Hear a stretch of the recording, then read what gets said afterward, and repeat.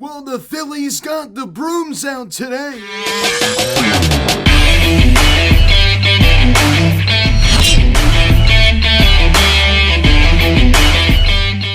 Yo, what is going on, everybody? Welcome to Phillies Hats to Media Cherry Capping this afternoon's game between the Phillies and the Washington Nationals. As the Phillies defeat the Nationals by a final score of 7-5 as they sweep out this three-game series, are now 13-2 against this Nationals team this season. I mean, this is just a terrible Nationals team. Of course, it was a 105 start.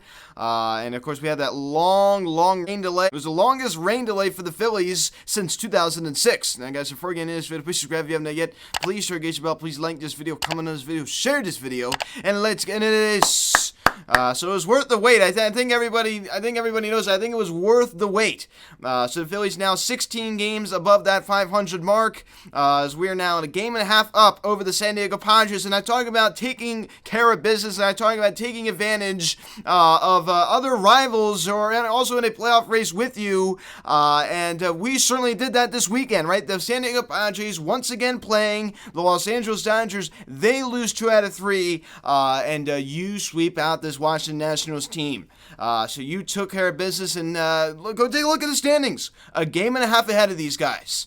So that's what happens when you take advantage. So we definitely have a much easier schedule than the Padres do to finish out the season. I believe they had to play the Dodgers 3 more times, so that's pretty good. But of course, we do have to play the Braves 7 more times, which is certainly not going to be easy, right? I mean, I would pretty much put them right up there with the Mets. I mean, how could you not? Of course, they do trail the first place spot in the National League East by 1.5 games. But I mean, it's just so tight. I think it's just going to go down to that final series of the year, if you want my opinion. As we pick up the scoring summary here on the bottom of the first inning, this feels like ages ago as Bryce Harper doubles on a sharp line drive to center field off of Anibal Sanchez. Rhys Hoskins hustles home and scores. That was Bryce's 25th double of the season, and it's 1-0 Philadelphia. So Bryce Harper with another extra base hit. Of course, he did go deep yesterday off of his former Las Vegas teammate and former teammate of the Nationals, Eric Fetty, and he gets another extra base hit right here to help that OPS. Then we pick it up here in the top of the third inning, as the game did resume at this point, as Luke Voit doubles on a fly ball to right field the other way, and Vargas crosses the plate. That was Voigt's 20th double of the season, and the Nationals now tie it at 1. I was befuddled. I was absolutely befuddled. Of course, Chris Sanchez was optioned after his horrible appearance today. I mean, he did settle down a little bit, but I mean, this guy, he ain't it. I think it's fair to say. Of course, he did have that one good start against the Nationals before, and the second, appearance against the Nationals wasn't one to remember. That is for sure. But open base at first base, but you're going to pitch to Luke Voit, who's one of the best hitters on this really bad Nationals team. I mean, who else in the lineup scares you? Of course, you got Joey Meneses, coming over from the San Diego Padres in the Juan Soto trade. He certainly beat up on us in this series. If you got Nelson Cruz hitting behind Luke Voit, a guy that has done nothing pretty much all year. I mean, he's 42 years old. I mean, he's just at the end of his career. He's had one heck of a career. Of course, he has 459 career home runs. But anyway, that's not the point. I mean, the point is that he's not having a good season, and you could have just intentionally locked Luke Voit and just pitched to Nelson Cruz, who had many opportunities to do damage with runner scoring position in this series and did not come through. But yet, you decided to pitch to Luke Voit, and look what happened. I am befuddled by that move, and it cost us a run. And who knows? Maybe Nelson Cruz would have hit a 3-run run. Right? Maybe he would have hit an RBI single. Who knows? But I would have walked Luke Voit right there. We don't do that enough. I mean, you go take a look. We just continue to pitch to guys that absolutely kill us. We just give them pitches right down the middle part of the plate. Then we pick it up here in the top of the fourth inning. Cesar Hernandez singles on a sharp ground ball to left field. Alex Call comes around to score, and it's now 2-1 Washington. So Cesar Hernandez does it to his former team to give the Nationals a 2-1 lead. And after what I saw there in the top of the third inning, wasn't really feeling too confident going into the top of the fourth inning, I'll be honest with you. So the Nationals get another one, and then we pick it up here in the same inning. Manuel Vargas singles on a ground ball to right field. TJ Abrams comes around to score, and it's just now 3-1 Nats. So the Nationals now get another one, now lead by 2. I feel like in this inning, the Nationals were just putting their bats out there and just seeing where the ball went. They were just trying to make contact. Of course, it worked out for him. Then we pick it up here in the same inning. The Philly killer. I mean, my gosh. Of course, the Juan Soto trade certainly was a big one. Of course, they got C.J. Abrams, who's an absolute stud in this series, making a lot of good defensive plays, excellent defensive plays. I mean, that guy is so athletic, and I think he's going to be really, really good. Of course, they got Mackenzie Gore. Of course, they got Joey Meneses as well. Of course, he is 30 years old. I mean, that's one thing about him. Of course, he made his major league debut this year with the Nats, and he's 30 years of age, which is certainly interesting. But oh my, he killed us in the series as he singles on a ground ball to left field, and Cesar Hernandez crosses the plate, and it's now a 4-1 Nationals lead. So now have a 3-run lead over the Phillies. I'm thinking like, oh boy, we sit around during this rain delay. Of course, for those that also follow other sports in this city, of course, the Eagles did defeat the Lions today, so I guess some people had something to watch. I'm sure most people were tuning into that game since, of course, football is the most popular sport. But so you think like we waited around in this long rain delay. Of course, it was the longest rain delay that the Phillies have had since 2006. Ryan Howard's MVP season. Think about that for a second. I mean, it's been that long. So Ryan Howard's MVP season, his magical season of hitting 58 home runs. That is how long it has been. I mean, this was just absolutely crazy. Maybe they would move the game to tomorrow simply because both the Nationals and Phils have an off day tomorrow, but Rob Thompson said we do not want to do that. I was perfectly okay with that. Of course, I wanted to get this game in, so we're already down 4-1. Oh my gosh, I was just not feeling too good here. I mean, Christopher Sanchez, you were absolutely terrible. Of course, he was optioned after the game, as I said, luckily. And then we pick it up here in the bottom of the 5th inning. We needed this one. This is a huge one as Rhys Hoskins homers on a fly ball to right field, a 3-run shot that also scores Matt Fielding and Kyle Schwarber, and the Phillies now tie it at 4. Just what the doctor orders. 28 home runs now for Rhys Hoskins on the year, too shy of 30. I think he's going to have it. Of course, in 2019, he was stuck on 29 for a while. He could have easily had 30 to finish out that season, and he didn't. So he's hit 30 once in his career, and that was in 2018. 34 home runs that year. He would have probably had it in 2020 if that was a full season. He would have had it last year if he wouldn't have been injured in late August. Then we pick it up here in the top of the 6th inning. Joey Meneses does it again as he hits a second base fly out to right field. That ball was definitely hit hard as Pineda comes around to score, and Washington now retakes the lead. Now they find the 4-ball game. This guy absolutely killed us. You got Juan Soto, a guy that just ripped the heart out of the Phillies every time he played him, and now it seems like a guy that one of the guys he was traded for has kind of taken his spot.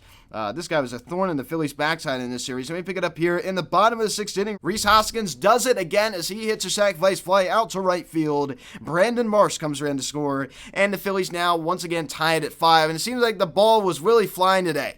A lot of balls that really didn't seem like they were really hit too hard, but they were just jumping.